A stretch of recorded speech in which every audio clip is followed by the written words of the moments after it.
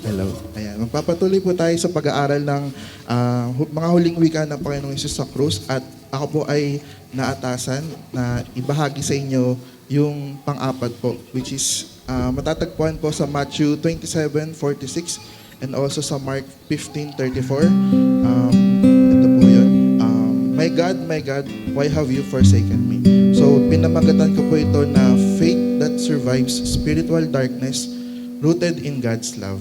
So sa Tagalog po sa Mark 15:34, nang ikatlo na ng hapon, sumigaw si Jesus, Eloi, Eloi, lama sabachthani, na ang kahulugan ay, Diyos ko, bakit mo ako pinabayaan? At upang lalo po nating maintindihan kung bakit sinigaw ni Jesus itong mga katagang ito, kailangan po nating maintindihan kung sino po siya. So si Jesus po ay Messiah. Meaning, He is not only a leader but also a suffering servant. He was pierced for our transgressions. The punishment that brought us peace was on Him. From Isaiah 53 po. Jesus is a Savior. Di ba nga po, pangalan niya po, ibig sabihin po ng Savior. He will be called Jesus for He will save His people from their sins. And that Savior has to die for our sins, para maligtas tayo sa ating mga kasalanan. And He is also our Redeemer. So, through His blood, we have been redeemed. And He is also a atoning sacrifice for our sins. Siya po yung talagang kailangang sakripisyo para po masatisfy po yung wrath or yung justice na hinihingi po ng Diyos Ama para po sa kasalanan ng mga tao. And also, He is our shepherd. I am the good shepherd. The good shepherd lays down his life for the sheep. So John 10:11. And last, as a king. So Jesus suffered muna sa cross before He was seated on the right throne of God. So all of that role, makikita po natin, ang common denominator po is may suffering. Jesus needs to suffer for that role. So, yung text po na na-assign sa akin, parehas po siyang matatagpuan sa Matthew and sa Mark. So, first po, parang parehas lang siya na lumalabas. Pero kasi the different two authors, meron silang parang theme. Meron silang tema na gustong ipahayag. So, malalaman po natin. Unahin po natin muna sa Gospel of Mark. So, dito si Jesus, the suffering Son of God. Okay? So, sa Mark 1:1, so pinakilala ng author na sabi sa Mark 1:1, the beginning of the gospel about Jesus Christ, the Son of God. So, pinapakilala si Jesus Christ bilang anak ng Diyos. So, Mark starts with Son of God, authority, miracles, and then kingdom. And then sa kalagitnaan po ng book, habang tumatagal, nagiging malinaw na ang Messiah ay kailangan magdusa, to suffer. Sa Mark 8:31, the Son of Man must suffer many things, be rejected, and be killed. Dito po, nagsimula na ipaliwanag ni Jesus na ang pagiging Messiah ay may suffering. So sa Mark 10:45, the Son of Man came not to be served, but to serve and to give His life as a ransom for many. So, and then, bago po ako mag-focus dun sa Mark 15 na which is yung pinaka main verse natin, inaral ko po yung previous chapter which is yung Mark 14 kung saan makikita natin or mababasa natin na Jesus prayed in Gethsemane before He was arrested. Bakit mahalaga na makita natin yung pangyayaring ito sa buhay ng Panginoong Hesus? Because Jesus, when He came here on earth or when He is crucified on the cross, He is 100% God and He is also a 100% man. So, 3 times po siyang nag-pray nitong prayer na to. Abba, Father, all things are possible for you. Take this cup away from me, yet not what I will, but what you will. So, nanalangin siya sa Tagalog, Ama ko, magagawa mo ang lahat ng bagay. Alisin mo sa akin ang paghirap na ito, ngunit hindi ang kalooban ko, kundi ang kalooban mo ang masunod. So si Jesus dito, bilang tao, kung maaari, kumbaga nagpe-pray siya, kung maaari hindi niya maranasan. Pero hindi ang kalooban niya ang mangyari, kundi yung kalooban ng Diyos Ama, yung gusto niyang mangyari. Pero ano po yung nangyari? Sinagot ba ng Diyos Ama yung panalangin ng Panginoong Hesus na 3 beses niya talagang pinag-pray? At sabi nga sa ibang mga text, talagang nagpapawis pa si Jesus ng dugo dahil alam niya yung horrible na situation na kakaharapin niya. Jesus preached about God answering prayer, and yet sa panahon na to na nag-pray siya sa Gethsemane, hindi siya naka-receive ng answer sa Panginoong sa Ama. So the silence of God in Gethsemane means there is no other way to save humanity except the cross. Kaya walang tugon yung Diyos Ama dun sa panalangin ng Panginoong Hesus is because wala nang ibang paraan para maligtas ang sangkatauhan. Tayo, sa ating mga kasalanan. The Father was silent so that salvation could happen. Imagine, sabi ni Jesus, we are one. Diba? Sabi niya, kasama ko or kaisa ko ang Diyos Ama. Kahit siya magpunta, lahat ng ginagawa niya is will ng Diyos Ama. Pero at that moment, na nasa cross siya, doon niya naranasan yung abandonment. Because God cannot see His own Son na dala-dala yung kasalanan ng sanlibutan. Imagine tayo nga lang po, di ba, if we have prayers, di ba, pag hindi tinugon ni Lord, how do we feel? So, imagine yung nangyari kay Jesus. So, for the biblical insight, Jesus quotes Psalm 22. Galing po sa Psalms 22 yung my God, why have you forsaken me? So, it is a lament o yung pananaghoy. It is a lament. So, let's reflect na it is both genuine suffering and fulfillment of Scripture. So, yung nangyari kay Jesus o yung kinote niya dun sa Psalms 22 na verse, it is a genuine suffering. Jesus suffered. And also, it is a fulfillment of Scripture. So, the silence of God was not absence. It was the fulfillment of salvation.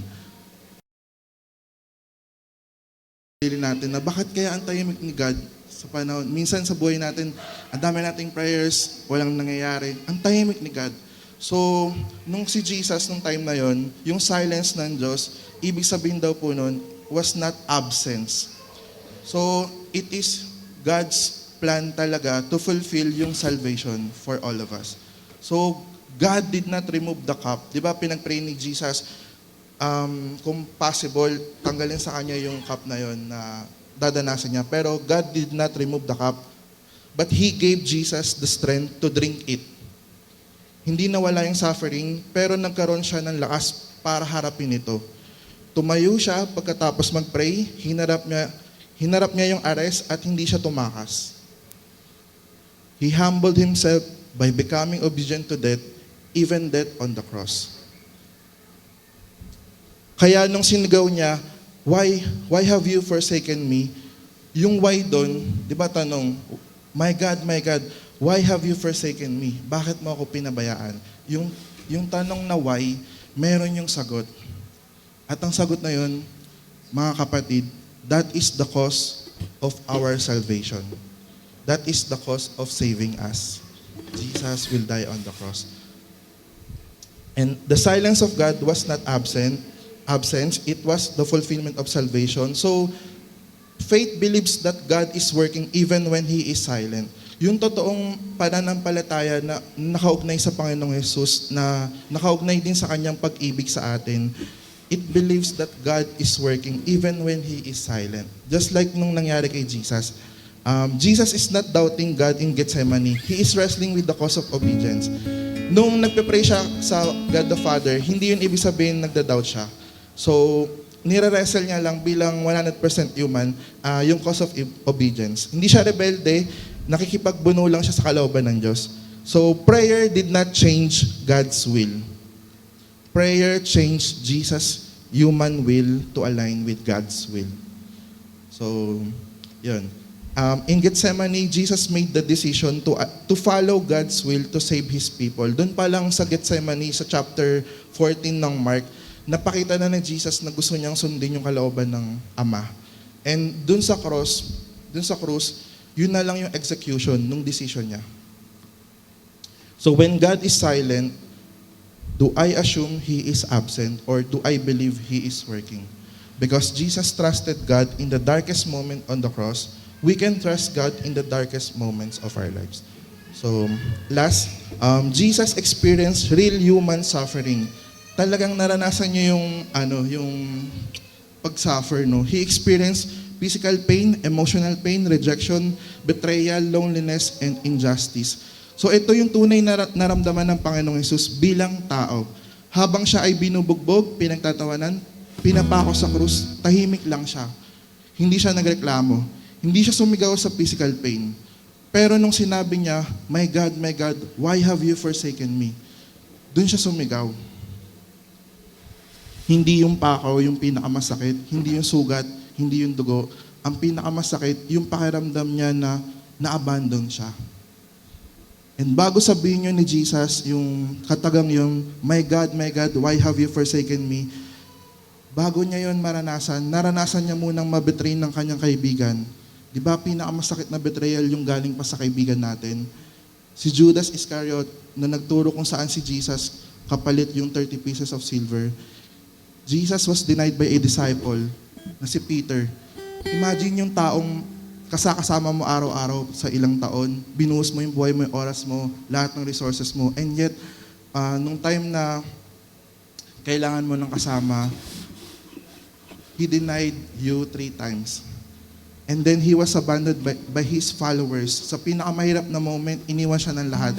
Yung sa Gethsemane, may kasama siyang mga disciple dun, pero hinaharap niya na yung pinakamabigat na hamon na kakaharapin niya, mag-isa lang siya. He was mocked by a soldier, beaten by authorities, sentenced unjustly. Sabi ni Pastor kanina, si Jesus wala siyang kasalanan pero hinatulan siya ng kamatayan. Crucified like a criminal, left alone on the cross and felt the silence of God. Kaya mapapasabi niya talaga, Diyos ko, bakit mo ako pinabayaan? Siya ay dumaan sa spiritual darkness pero hindi siya nawalan ng faith. Kasi sabi pa rin niya, my God. Hindi niya sinabi God. So kahit abandon yung pakiramdam ng Panginoong Hesus, may relationship pa rin yung pagtawag niya sa Diyos Ama.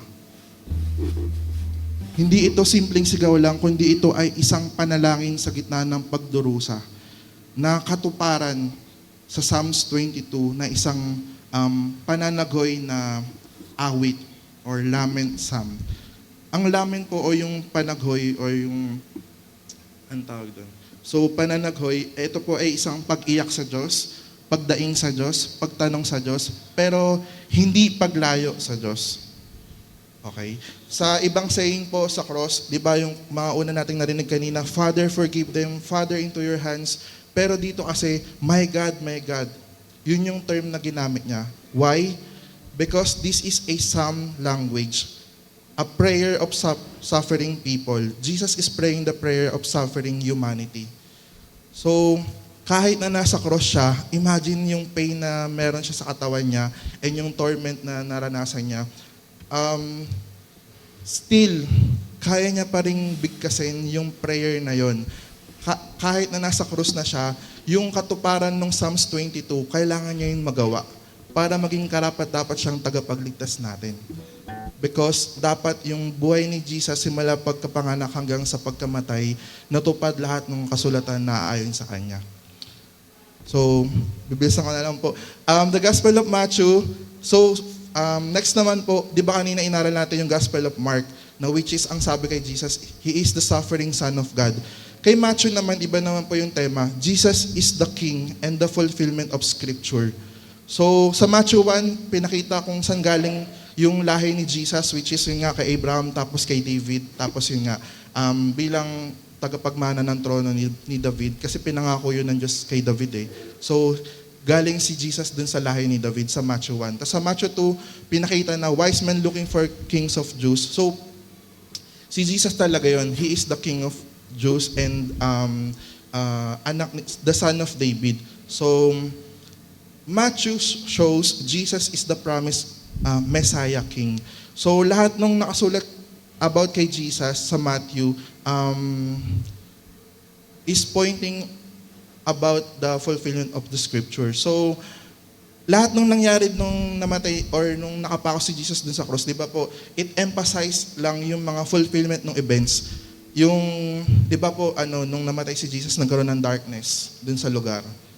Tapos nagkaroon ng earthquake, yung temple veil torn, tombs open, and dead raised. Lahat nung nangyari na yon na sinulat sa Matthew, pinapakita lang na natupad yung mga nakasulat about kay Jesus. So, Jesus is the fulfillment of the prophecy. So, lahat ng din yun, yung mocking, yung wagging of heads, he trusts God. Sa Psalms 22, casting lots for clothes, pierced hands and feet, forsaken cry, pinapakita lang yun na ito po'y katuparan ng propesiya. So, Jesus experienced real human suffering. Dahil naranasan ni Jesus yung totoong suffering nung nasa krus siya, our faith can survive spiritual darkness, just like nung kay Jesus. Jesus quoted Psalm 22 na nagsisimula sa suffering, but it ends in trust and victory. Una siyang pinapakita na nagsuffer, pero sa dulo pala nito, may pagtitiwala at pagtatagumpay. So let's focus. If Jesus himself prayed a lament in his darkest moment, then faith can survive spiritual darkness. If Jesus himself prayed a lament in his darkest moment, then faith that survives spiritual darkness is a faith that continues to pray, trust, and hold on to God even when He seems silent. So, pwede nating maging gabay yung Psalms 22 kasi may structure siya. Pwede nating, kung tayo po'y dumadanas ng mga pagsubok, ganyan, darkest season of our lives, we can use this pattern. So number 1, there's a cry or complaint. And then second, there's description of your suffering. Third, prayer for help. Fourth, declaration of trust. And last, yung praise and victory. So lament is part of faith. Parte siya, yung pananagoy, parte po siya ng pananampalataya natin. Hindi siya kabaliktaran. Kaya tayo nananagoy, kaya tayo nagkakaroon ng mga problema dahil wala tayong faith. Hindi po ganun. So, Jesus is our Savior who is able to sympathize with our weaknesses. So maasahan natin na yung author and perfecter of our faith, which is si Jesus Christ, is able to help us. Naiintindihan niya tayo because He Himself suffered. Naranasan niya yung pagiging 100% human. Kaya na lang, ganun na lang yung pag-pray natin, naiintindihan, alam natin na naiintindihan tayo ng Panginoon. So, kaya po, when we suffer, we are not alone. Sabi po sa Hebrews 4:15, we do not have a high priest who cannot sympathize with our weaknesses. So, this is where I will end. So, for the application or reflection po, do I stop praying when I am in pain or do I pray more honestly when I am in pain? Kapag dumating na po ba yung suffering, lalapit po ba tayo sa Diyos o lalayo po tayo? Sa Diyos po yung kapurihan.